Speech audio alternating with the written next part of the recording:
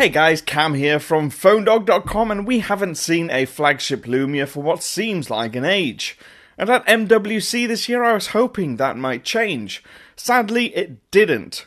But we do have two new mid-range smartphones which, after a brief hands-on, seem incredibly promising. This year Microsoft followed up its Lumia 635 with not one, but two new devices, the 640 and the 640 XL.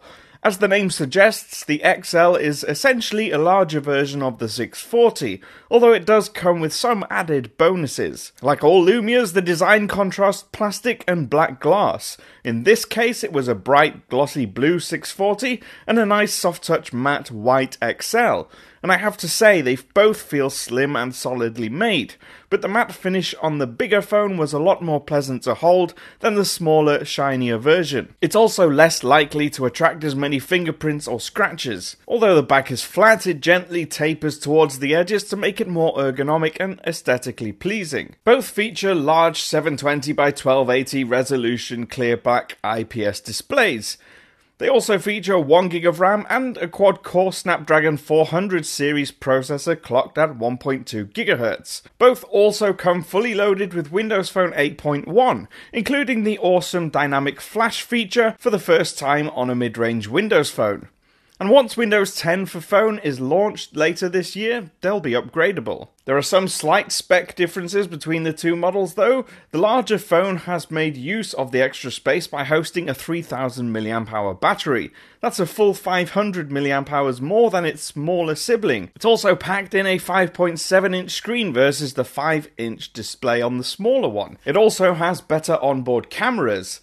It's equipped with a 13-megapixel Zeiss lens on the back and a 5-megapixel wide-angle lens on the front, while the 640 has an 8-megapixel sensor on the back and a 1-megapixel sensor on the front. Apart from those key differences though, there's very little difference, if any, between the phones. The volume rocker and power sleep key is placed on the right edge, and the micro USB port is on the bottom edge in the center. And apart from the 3.5mm headphone jack on the top edge near the corner, there's nothing else breaking the clean surface on the edges.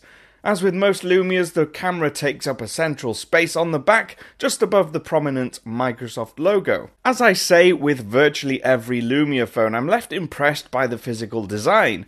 It's an incredibly attractive phone that's both minimal and striking. I just wish they'd move away from the glossy finishes and go full-on matte and soft-touch texture instead. On first try, the performance is smooth and responsive.